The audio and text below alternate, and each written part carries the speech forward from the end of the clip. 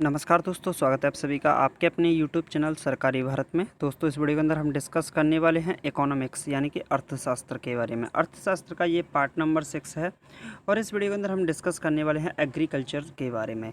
यहाँ से आपके 1 से 2 नंबर का क्वेश्चन एग्जामिनेशन में फंसने की प्रॉबिलिटी बहुत ज़्यादा रहती है। काफ़ी ज़्यादा इंपॉर्टेंट टॉपिक है इकोनॉमिक्स का ये वाला पार्ट। ओके, एग्रीकल्चर के दृष्टिकोण से भी यहाँ से आपके एग्जामिनेशन में क्वेश्चन पूछ लिए जाते हैं। आप सभी को बता दूँ, अगर आप DRDO MTS की तैयारी कर रहे हैं, DRDO MTS में भर्ती होना चाहते हैं, DRDO MTS का आपने फॉर्म फिल किया है 1817 पदों वाली वैकेंसी में, या फिर आप SSC MTS की तैयारी कर रहे हैं, तो आपके लिए ये सिलेबस बिल्कुल फ्री चल रहा है।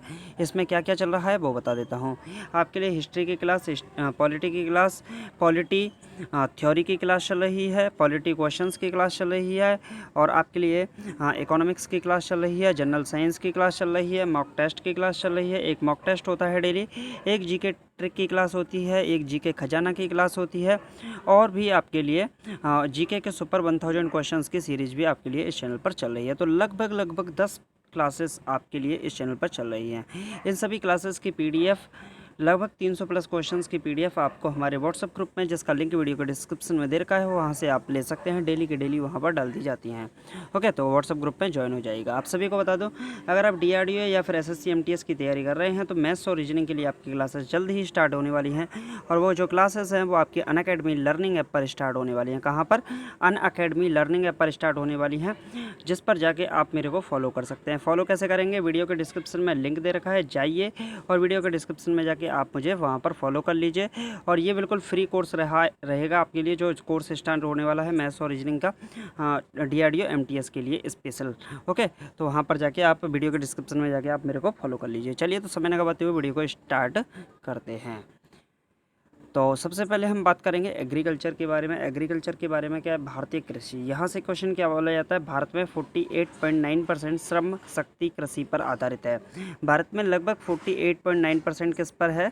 श्रम किस पर होता है? कृषि पर आधारित है। और भारत देश की राष्ट्रीय आय के विकास करने के लिए कृषि का विकास होना बहुत ज़्यादा ज़रूरी है। तो आपसे क्वेश्चन पूछा जा सकता है, भारत में श्रम शक्ति में कृषि का कितना % पर आधारित है? तो आप बोलोगे 48.9% पर आधारित है। भारतीय कृषि से भारतीय राष्ट्रीय आय में लगभग 40% की सहायता मिलती है। जो भारत से की कृषि है, उससे भारत की इनकम में, जो इनकम होती है, इनकम में यानी कि GDP में, उसका कितना % है? 14%, 14% के करीब इसमें यूज होता है।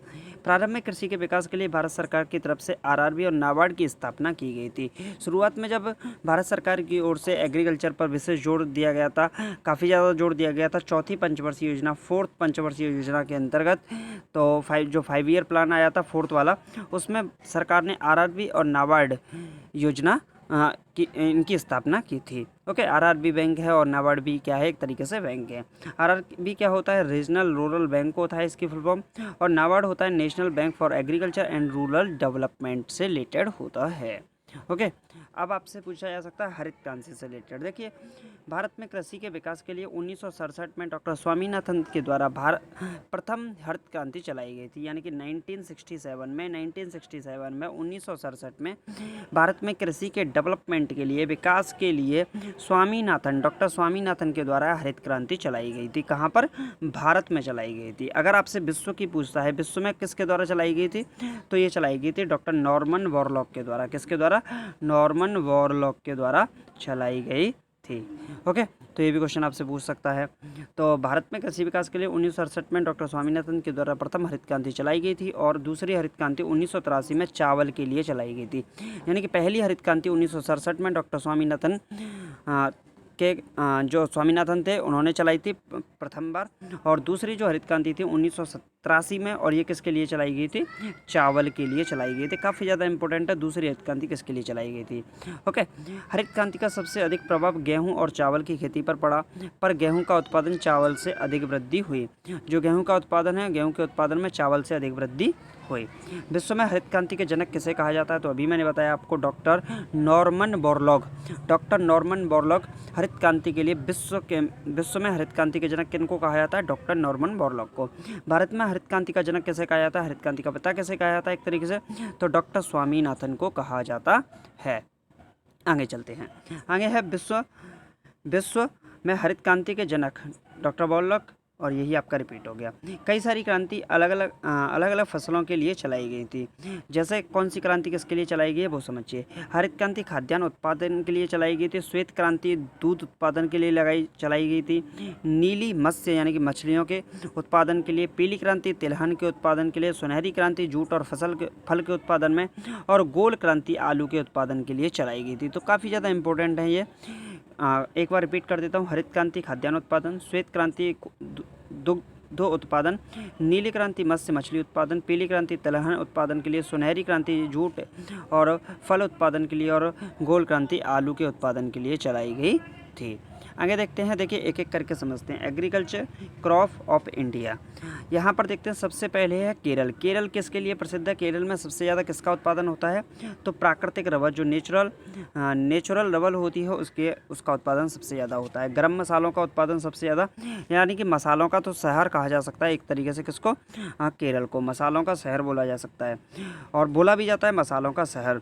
ओके, काजू, नारियल, काली मिर्च, ये सारी की सारी चीज़ें, प्राकृतिक रबर, गरम मसाले, काजू, नारियल, काली मिर्च, ये कहाँ पर मिलती है? सारी की सारी मिलती हैं केरल वाले क्षेत्र में। कहाँ पर? केरल वाले क्षेत्र में ये सबसे ज़्यादा इनका उत्पादन होता है। अब आगे चलते हैं। आगे मिलता है अपना उत्तर प्रदेश। उत्तर प्रदेश में, अपने उत्तर प्रदेश में क्या क्या सबसे ज़्यादा है? तो गेहूं, गन्ना, दुग्ध उत्पादन और आलू। तो आप देख सकते हो व्हीट मिलता है आपको, शुगर मिलता है, मिल्क मिलता है और आपका पोटैटो मिलते हैं यानी कि आलू मिलते हैं। ओके, तो ये सारी की सारी चीज़ें आपको उत्तर प्रदेश में, गेहूं, गन्ना, दूध उत्पादन और आलू, ये कहाँ पर मिलते हैं? उत्तर प्रदेश में सबसे ज़्यादा इनका उत्पादन होता है। जूट और चावल, इनका उत्पादन होता है कहाँ पर? पश्चिम बंगाल में। अच्छा, पश्चिम बंगाल के मुख्यमंत्री कौन है इस समय? ओके, बहुत ज़्यादा आसान सवाल है और आपको ये भी बताना है गवर्नर कौन है। मुख्यमंत्री के साथ आपको ये भी बताना है कि जो पश्चिम बंगाल है यहाँ के गवर्नर कौन है। हाँ, होमवर्क में आपके लिए क्वेश्चन है, कमेंट बॉक्स में इसका आंसर जरूर लिखिएगा। मुझे उम्मीद है आपको आंसर जरूर देंगे। नोट, IR-20 चावल की अधिक उत्पादन होने वाली किस्म होती है जो IR-20 होती है। भारत में चावल की खेती उन क्षेत्रों में होती है जहाँ वार्षिक वर्षा 100 सेंटीमीटर से अधिक होती है। यानी कि जो चावल वाली खेती है ये बारिश वाले क्षेत्र में ज़्यादा होती है। चावल का उत्पादन भारत में सबसे ज़्यादा होता है अन्य खाद्य फसलों की तुलना में। यानी कि चावल का उत्पादन क्या होता है? सबसे ज़्यादा होता है अन्य खाद्य की तुलना में। अब यहाँ से देखते हैं हम असम। असम तो सभी जानते हैं, असम में सबसे ज़्यादा क्या बनती है? चाय बनती है, यानी कि चाय बनती है। टी आपकी सबसे ज़्यादा कहाँ मिलती है? असम राज्य में मिलती है। दक्षिण भारत में सबसे ज़्यादा चाय उत्पादित वाला राज्य कौन सा है? तमिलनाडु। सबसे ज़्यादा चाय उत्पादन वाला राज्य कौन सा है दक्षिण भारत में? तो सबसे ज़्यादा कौन सा राज्य? तमिलनाडु राज्य है। ओके, नेक्स्ट क्वेश्चन है मध्य प्रदेश। मध्य प्रदेश के मुख्यमंत्री अब कौन बने हैं?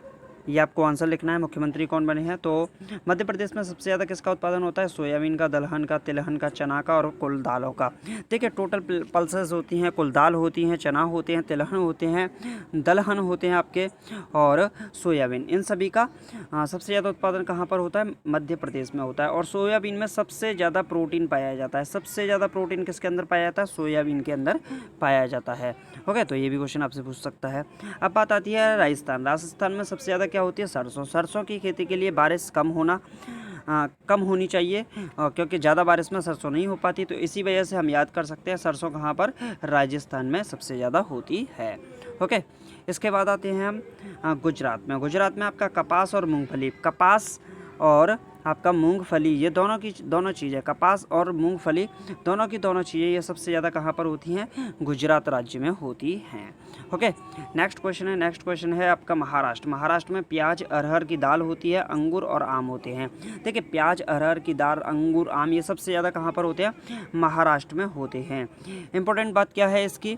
इंपॉर्टेंट बात है आम भारत का राष्ट्रीय फल है। काफ़ी ज़्यादा लोगों को हो सकता है भी ना पता हो, वैसे सबको पता रहता है आम भारत का राष्ट्रीय फल है। ओके, सब उसके बाद आते हैं केरल। तो ये वाला पार्ट आपका रिपीट हो गया। ओके, चलिए तो नेक्स्ट बात करते हैं आंध्र प्रदेश की। आंध्र प्रदेश में हल्दी, तंबाकू, मक्का। अच्छा, तंबाकू में क्या पाया जाता है? तंबाकू में ये क्वेश्चन पूछा जा सकता है आपसे। तंबाकू में निकोटीन पाया जाता है। क्या पाया जाता है? जो एक तरीके से नशीला पदार्थ बोल सकते हैं, तो वो क्या होता है? निकोटीन होता है। और जो आंध्र प्रदेश राज्य है इसमें सबसे ज़्यादा क्या? हल्दी, तंबाकू और मक्का का उत्पादन सबसे ज़्यादा होता है। अब बात करते हैं भारत में मुख्य 3 प्रकार की फसलें पाई जाती हैं। कौन सी फसलें? रबी फसलें, खरीफ फसलें और नकदी फसलें। 3 टाइप की यहाँ पर फसलें पाई जाती हैं भारत में। रबी फसल के बारे में डिस्कशन करें तो रबी फसल में अक्टूबर नवंबर में ये बोई जाती है, मार्च अप्रैल में ये काट ली जाती है। जैसे गेहूँ, सरसों, मटर, चना, ये सारी की सारी रबी फसल के अंतर्गत आती हैं। यानी कि जैसे ही सर्दियाँ स्टार्ट होती हैं उस समय इनको बोया जाता है और जैसे ही गर्मियों की स्टार्टिंग होती है तब इनको काट लिया जाता है। इसके बाद आती है खरीफ फसलें। खरीफ फसलें जून जुलाई में बोई जाती हैं, अक्टूबर नवंबर में काट ली जाती हैं। यानी कि जब ज़्यादा से ज़्यादा गर्मी होती है, सबसे ज़्यादा जून जुलाई में गर्मी होती है, यानी कि जो अब समय चल रहा है इस समय कौन सी बोई जाती हैं? तो आपका चावल, सोयाबीन, ज्वार, बाजरा, मक्का, कपास, ये सारी की सारी चीज़ें इस समय बोई जाती हैं। इसके बाद करते हैं नकदी फसलें। नकदी फसलों में क्या क्या होता है आपका? तम्बाकू, गरम मसाले, रबड़, नकदी फसलों के अंतर्गत ही आते हैं। तम्बाकू, गरम मसाले और रबड़, ये सबसे ज़्यादा कहाँ पर होते हैं? वैसे केरल में होते हैं। और ये किसमें? जो गरम मसाले और रबड़ हैं। ओके, तो ये किसके अंतर्गत आते हैं? नकदी फसल के अंतर्गत आते हैं। तो इस वीडियो के अंदर हमने किसका डिस्कस किया? एग्रीकल्चर से रिलेटेड बातों के डिस्कस किया, जो आपके एग्जामिनेशन में काफ़ी ज़्यादा इंपॉर्टेंट है, एग्जामिनेशन में पूछने की संभावना बहुत ज़्यादा है। तो वो सारे के सारे इंपॉर्टेंट पॉइंट्स हमने इस वीडियो के अंदर डिस्कस कर लिए। दोस्तों, आप सभी को बता दूँ, अगर आपको वीडियो अच्छा लगा है तो वीडियो को क्या करना है? आपको लाइक करना है, वीडियो को शेयर करना है। अगर आप इस चैनल पर नए हैं तो चैनल को सब्सक्राइब करना है। और आप सभी को बता दूँ कि मैथ्स और रीजनिंग की क्लासेस जो स्टूडेंट DRDO MTS की तैयारी कर रहे हैं, DRDO MTS में भर्ती होना चाहते हैं, DRDO MTS का फॉर्म भरा है, SSC MTS की भी तैयारी कर रहे हैं, उन स्टूडेंट्स के लिए अनअकैडमी लर्निंग ऐप पर आपके लिए मैथ्स और रीजनिंग की क्लासेस जल्दी स्टार्ट हो रही हैं, जिसका लिंक वीडियो के डिस्क्रिप्शन में दे रखा है। जल्दी से जाके फॉलो वहाँ पर कर लीजिए। अभी लगभग 140 के करीब मेरे वहाँ पर फॉलोअर हैं, तो जल्द से जल्द जाकर वहाँ पर फॉलो कर लीजिए। चलिए, तो मिलते हैं नेक्स्ट वीडियो में। Thank you for watching this video. जय हिंद, जय भारत, टेक केयर। मिलते हैं नेक्स्ट वीडियो में।